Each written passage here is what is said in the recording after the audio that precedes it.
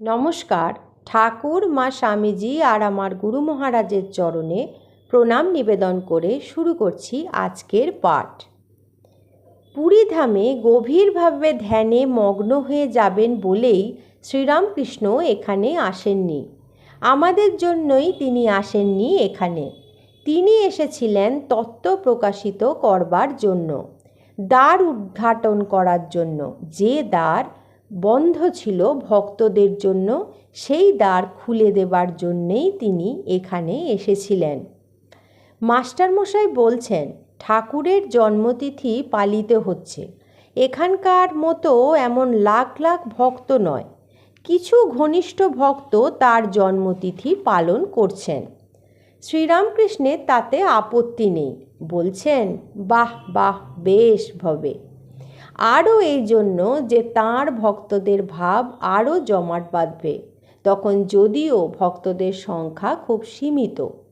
তিনি মাস্টারমশাইকে জিজ্ঞাসা করলেন, আচ্ছা, আমার কি অহং আছে? মাস্টারমশাই বলছেন, না, তবে লোকশিক্ষার জন্য একটু রেখেছেন। তিনি তা সংশোধন করে বলছেন, আমি নয়, তিনি। শ্রীরামকৃষ্ণ এক ঘটি জলে স্নান করছেন, এত সাবধান। এ হলো জগন্মাতার সন্তান। তাঁর ভাব প্রচারের জন্য এত সাবধানে তিনি দেহযন্ত্রটিকে রেখেছিলেন।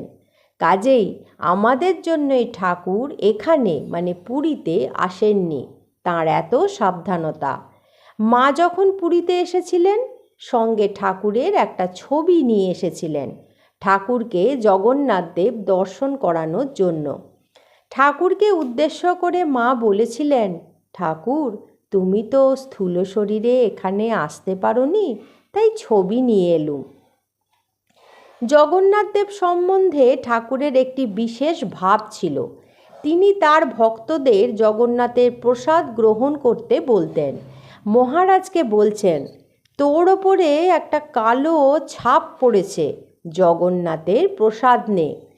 কণিকা পরিমাণ প্রসাদ নিতে বলতেন তিনি, নিজেও তাই নিতেন, সবাইকেও তাই দিতেন। আমরা দেখেছি শারদানন্দ মহারাজ যখন উদ্বোধনে থাকতেন, তখন গঙ্গা স্নান করেই তুলসী পাতা আর জগন্নাথ দেবের প্রসাদের একটি দানা গ্রহণ করতেন। তারপর পাণ্ডাদের প্রণাম করে হেঁটে শিব মন্দিরে গিয়ে শিবের মাথায় জল দিতেন, তারপর কালী মন্দিরে যেতেন। কাজেই ঠাকুরের সন্তানরাও জগন্নাথ দেবকে মানতেন এবং এ ব্যাপারে তাদেরও খুব নিষ্ঠা ছিল। পুরীর জগন্নাথদেব মন্দিরের মাহাত্ম্য আছে। শ্রী গৌরাঙ্গ নবদ্বীপ থেকে এখানেই এসেছিলেন। মহাপ্রভু আর ফিরে যাননি, এখানেই থাকতেন। এখান থেকেই নবদ্বীপ শান্তিপুরের ভক্তদের সঙ্গে যোগাযোগ রাখতেন।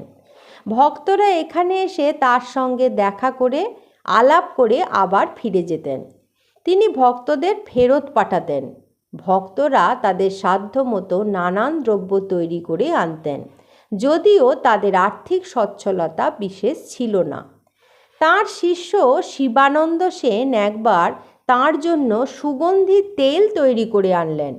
মহাপ্রভু সন্ন্যাসী, সন্ন্যাসের আদর্শ তাকে দেখাতে হবে।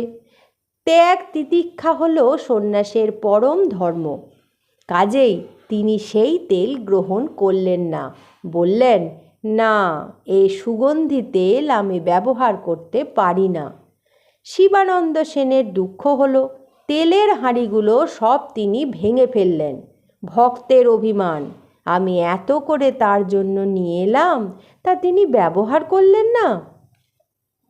আর একবার শিবানন্দ সেন মহাপ্রভুর জন্য নরম তোশক তৈরি করে আনলেন।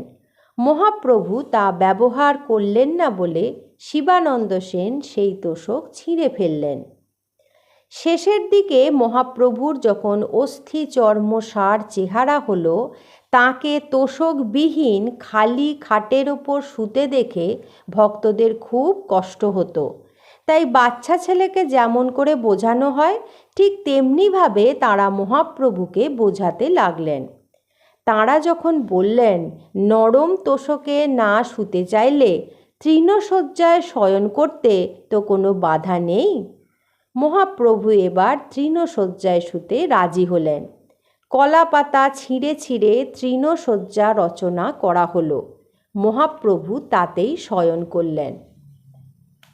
একবার এক দেবদাসীর অপূর্ব গান শুনে মহাপ্রভু এত অভিভূত হয়েছিলেন যে কে গান গাইছে না গাইছে সে বিষয়ে তাঁর কোনো হুঁশ নেই।